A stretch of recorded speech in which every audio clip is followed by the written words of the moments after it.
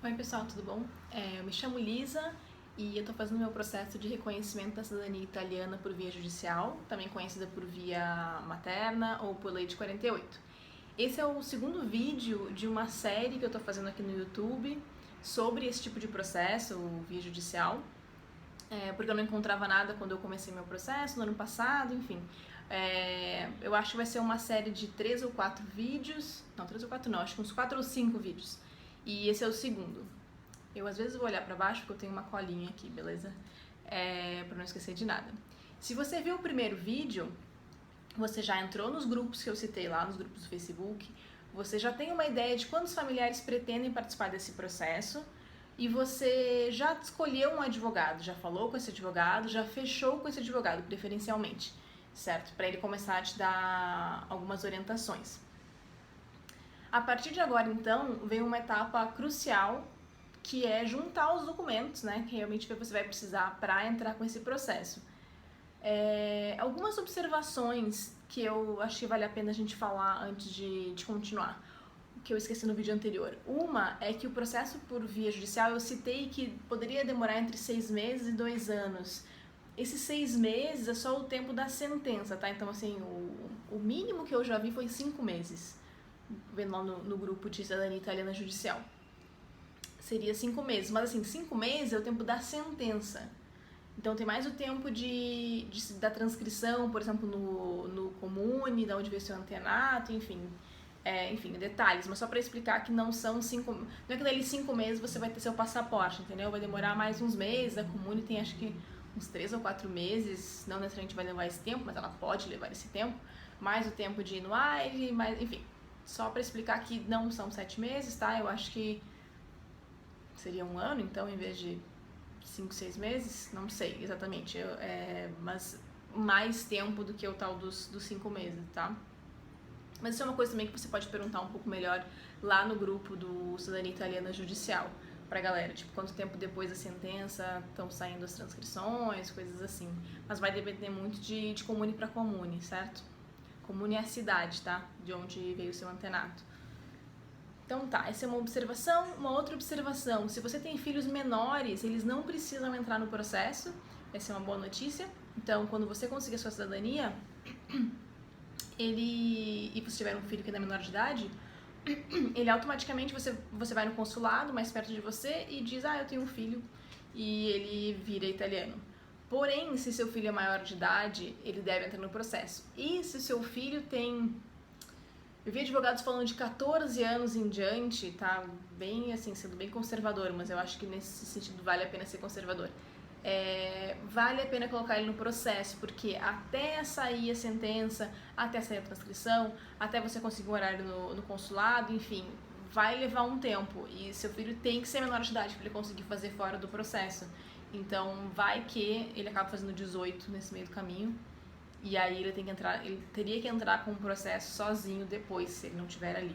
Então seria bem arriscado, tá? Se ele tiver aí 14, 15 anos, ou mais, claro, eu não sei, de 15 em diante, eu colocaria o filho no processo. Essa é a boa notícia de que você consegue fazer isso sem colocar o filho no processo, né, o menor de idade. A má notícia é que se, por exemplo, você resolve fazer e o seu irmão, agora eu tô sem grana, sei lá, não vou fazer agora. Mesmo que você tenha conseguido o seu processo, quando ele resolver fazer, se ele resolver fazer depois, ele vai fazer o processo todo do zero. Claro, você já tem os documentos, ele sabe onde pegar cópias novas, enfim, mas não vai precisar catar onde é o cartório que tá o nascimento do trisavô, mas assim, de qualquer forma, ele vai ter que de novo entrar com o processo, de novo arcar com o custo do advogado, ok? Eu acho, mas eu não tenho certeza, mas eu acho que, por exemplo, você tira o seu pai, que é quem te deu, teoricamente, a cidadania, né, porque veio a partir dele, digamos assim, eu acho que ele também tem que entrar. Eu tenho 99% de certeza que sim, tá? Mas vale perguntar pro advogado. Ele também teria que entrar, digamos, ele não entra nesse processo da cidadania com você, e você tira, e você vira italiano por causa do ascendente que veio dele, certo?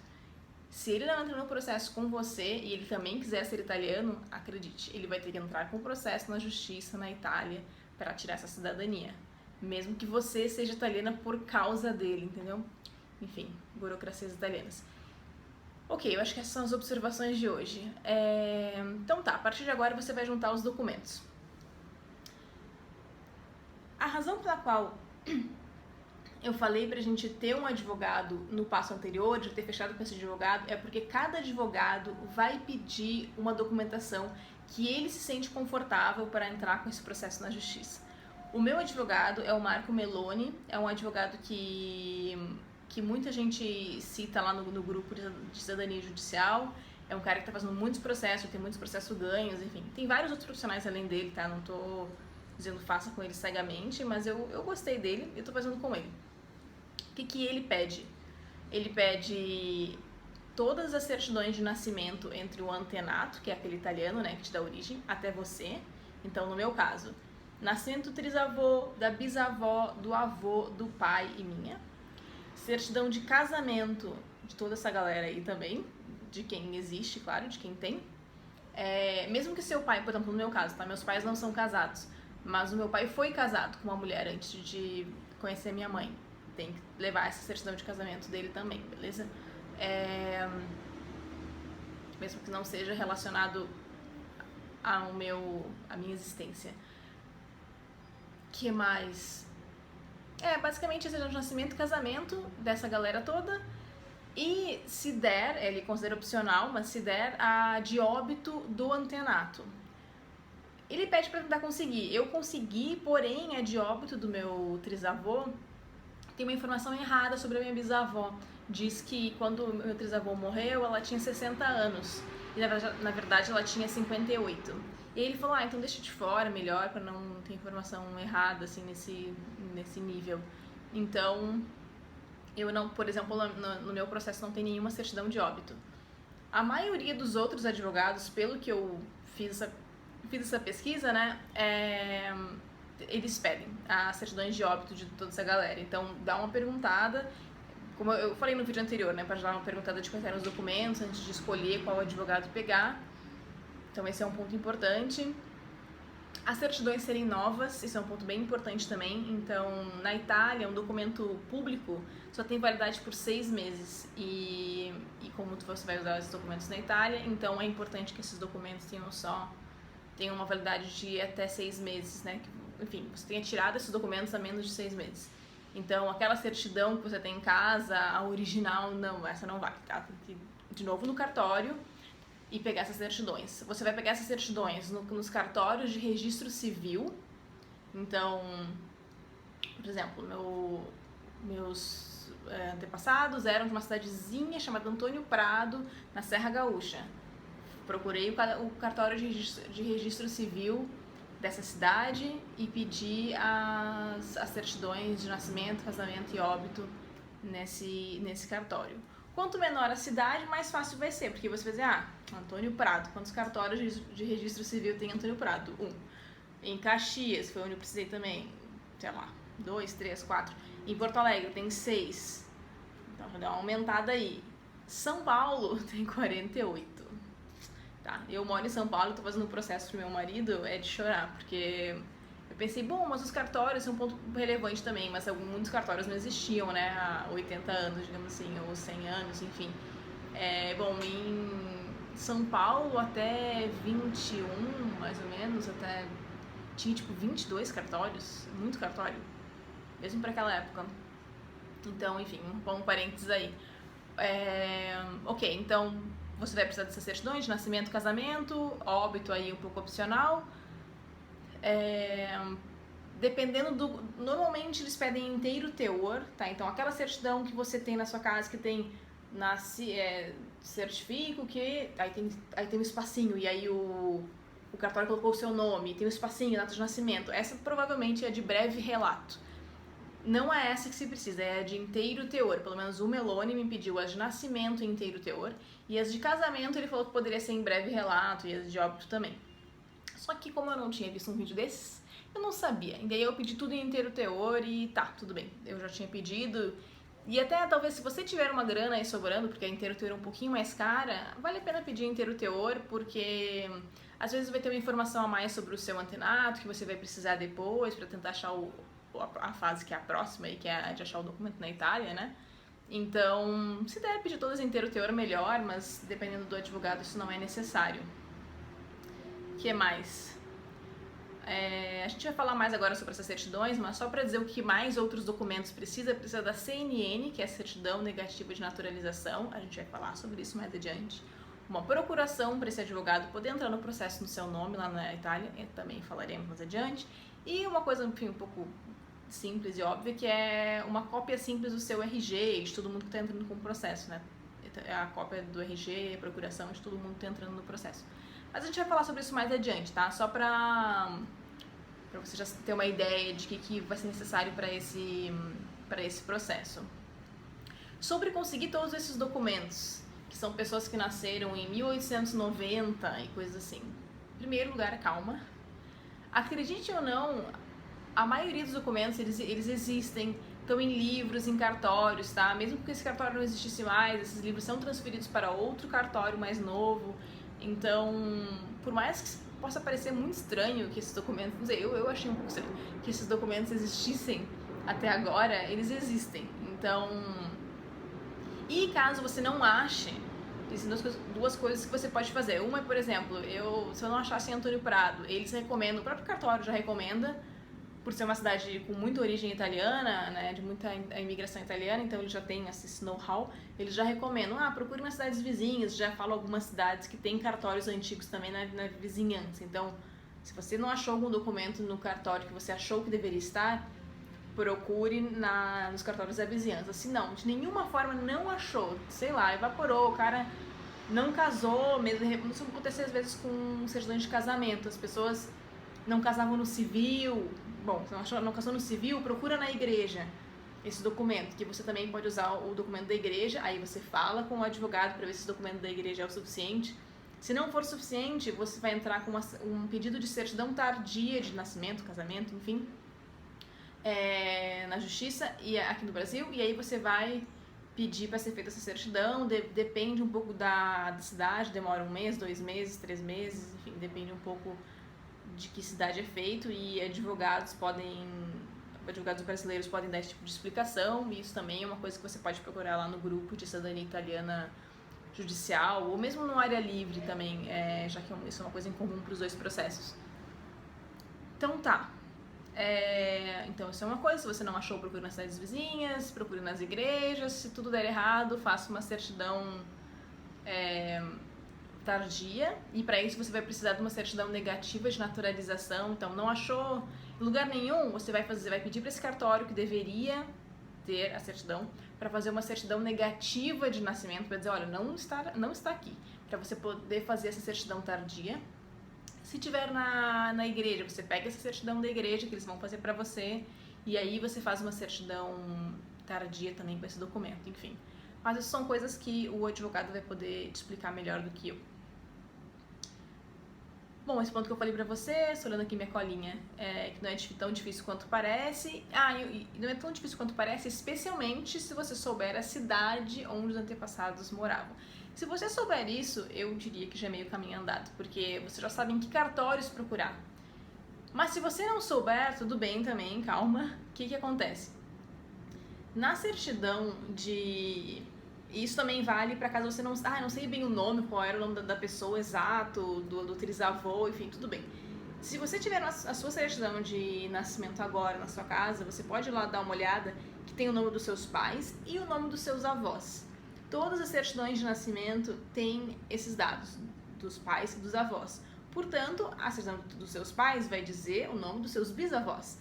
E dos seus avós, a dos trisavós. Então, entendeu? Porque se você for conseguindo as certidões seguintes, você vai conseguindo as informações das pessoas mais de 2 gerações acima. Isso é genial. Então, você muito provavelmente sabe onde nasceu os seus pais, seus avós, e aí, a partir disso, você já vai descobrindo essas informações. Como são certidões em inteiro teor, muitas vezes tem a localização das pessoas, onde elas eram, inclusive os avós. Muito louco isso, mas... Na certidão de nascimento do meu pai, eu acho, tem as cidades de origem dos avós dele, assim, uma informação que eu acho bastante randômica, mas enfim, tem lá. Então dá pra conseguir. Deixa eu ver aqui na minha colinha, o que mais? Não tô esquecendo de nada. Então tá, no vídeo passado a gente falou dos passos, minha gata. Nos passos 1 a 4, esse então é o passo 5, conseguir todos os documentos que estão no Brasil. Uma coisa que se recomenda normalmente em vídeos do YouTube, e eu acho que faz sentido mesmo, pode parecer um pouco básico, mas faz sentido.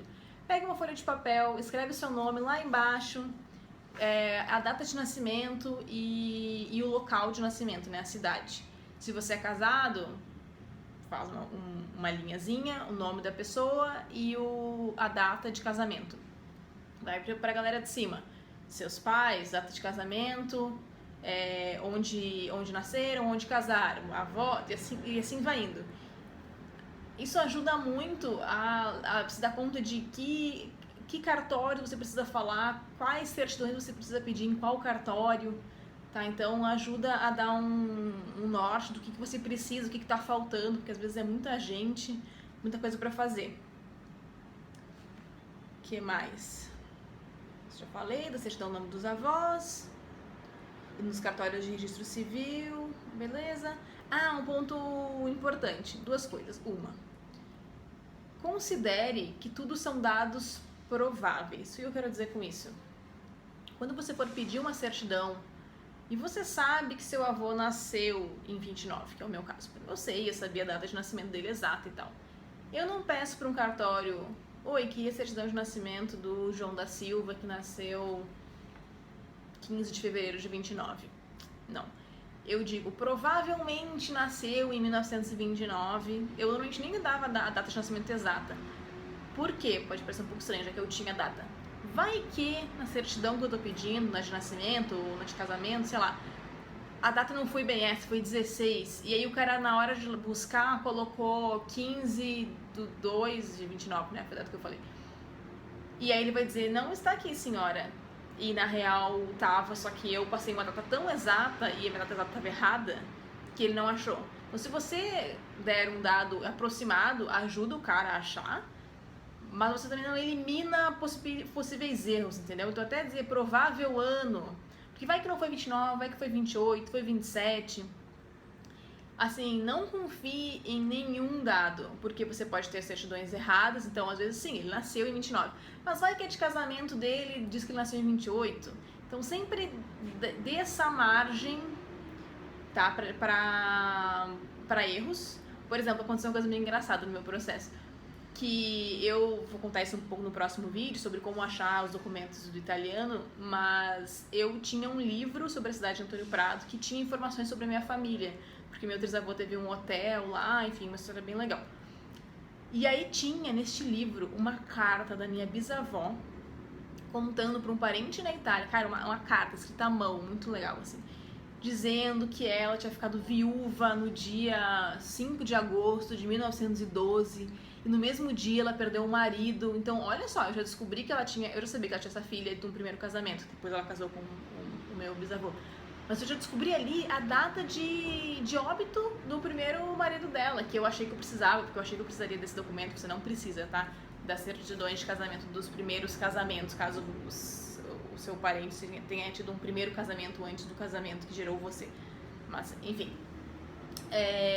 E beleza, eu falei, tenho a data. 5 de agosto de 1912. Não era essa data. Era 5 de agosto de 1911.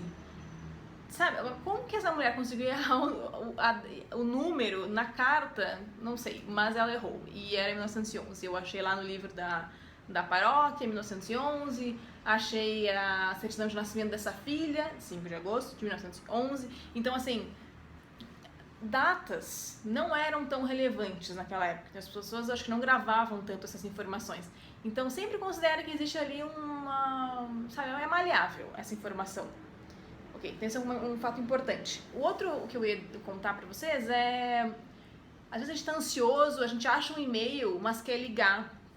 E eu não sou contra ligar, acho que a pessoa entende um pouco a tua urgência, legal sentir também, tu não sabe se esse e-mail realmente é lido.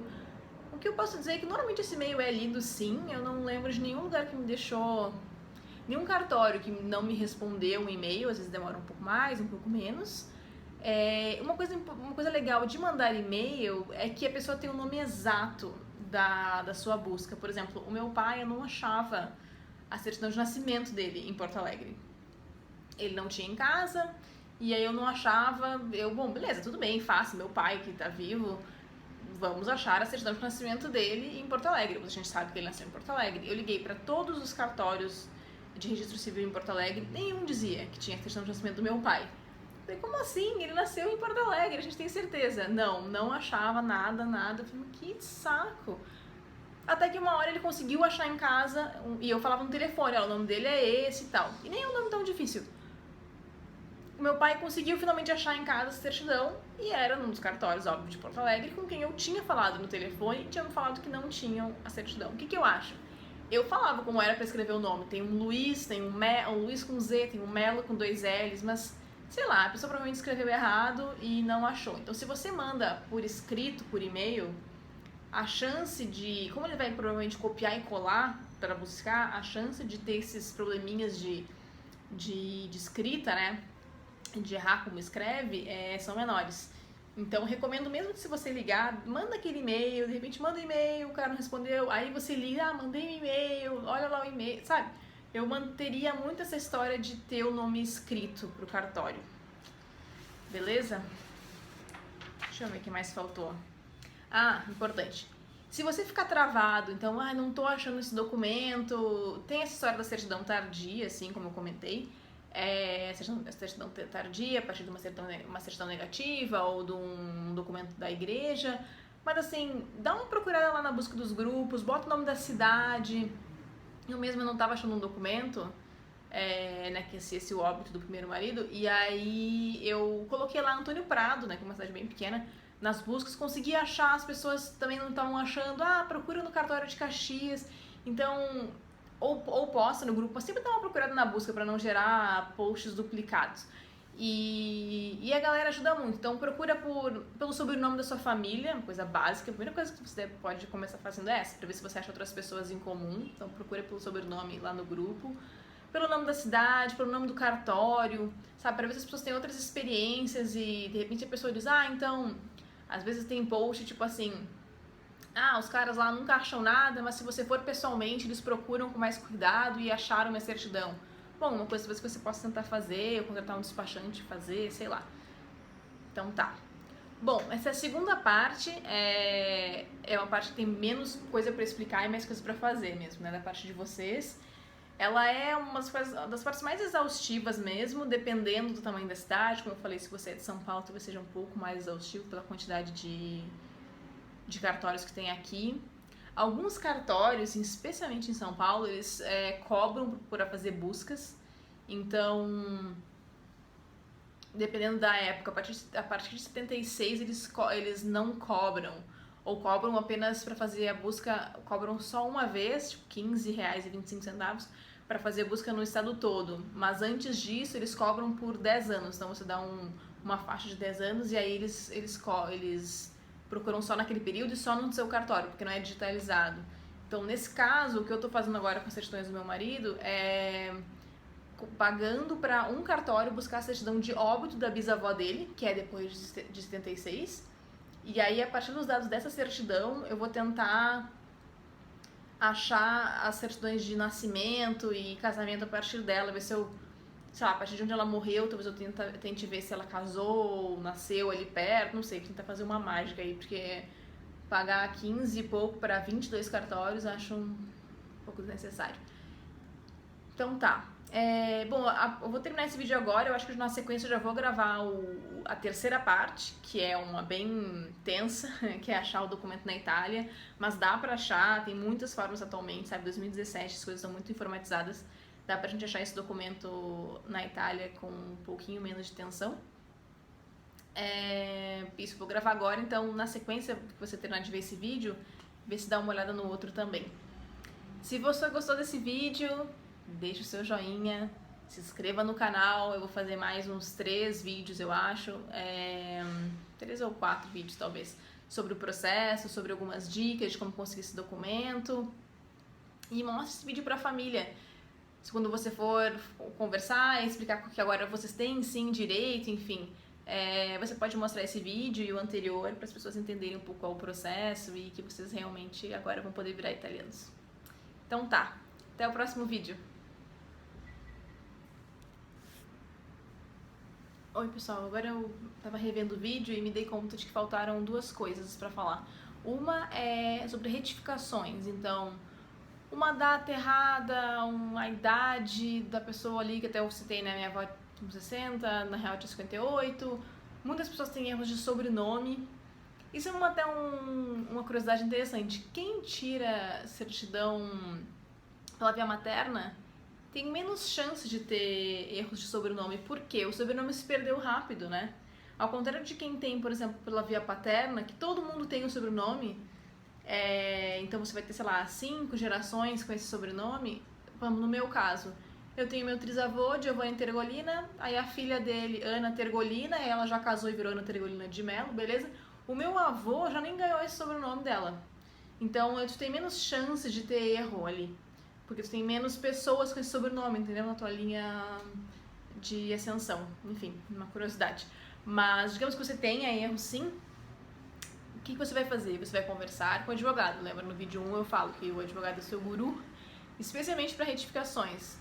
Explique para ele quais são as retificações. O meu caso, especificamente com o Meloni, ele não é um cara que vai olhar todos os seus documentos e vai olhar se tem erro ou não. Foi um trabalho que eu fiz, de ver cada data, e aí eu peguei todos os erros e mostrei pra ele. Olha, Meloni, o que você acha? Na certidão de casamento da minha avó, tem um erro no mês aqui. Ela nasceu 15 de abril e disse que ela não nasceu em 15 de maio. Na certidão do meu pai de casamento, uma certidão super nova, mas tem um erro lá, enfim. Aí outra coisa também, meu avô se chamava Giovanni Otávio Tergolina, algumas certidões dele no Brasil só diz Giovanni Tergolina ou João Tergolina. E aí eu botei tudo isso no e-mail pra ele e ele avaliou pra mim, olha, o erro de nome não tem problema, porque Giovanni e João não é considerado um erro, Giovanni Otávio para Giovanni também não é considerado um erro, até aí tranquilo. A data pode ser um problema, tem umas 10% de chance, mas não sei se compensa entrar na justiça, aí é uma conversa entre vocês ali e vocês resolvem entrar na justiça ou não, em relação a isso, beleza? Isso é um. O outro... lembrei, tinha esquecido. O segundo ponto, ele é um pouco óbvio, mas acho que vale essa ressalva. A gente está falando aqui dos documentos brasileiros, e eu falei que a gente precisa da certidão de nascimento e casamento de todo mundo, né? Obviamente, a certidão de nascimento do antenato não estará no Brasil, porque ele nasceu na Itália, não é verdade? Então, no próximo vídeo, a gente vai falar de como conseguir essa certidão de nascimento. Alguns antenatos já vieram casados da Itália, né? E aí o filho nasceu aqui no Brasil, o cara morreu no Brasil. Então lá você vai precisar na Itália do documento de nascimento e de casamento. Eu vou precisar das duas certidões. No próximo vídeo a gente vai tratar só sobre isso, mas eu queria deixar claro aqui que é óbvio que você não vai conseguir a certidão de nascimento desse antenato, porque ele não nasceu no Brasil, ele nasceu na Itália. E o casamento pode ser que seja lá na Itália também, beleza? Então tá, agora sim, tchau!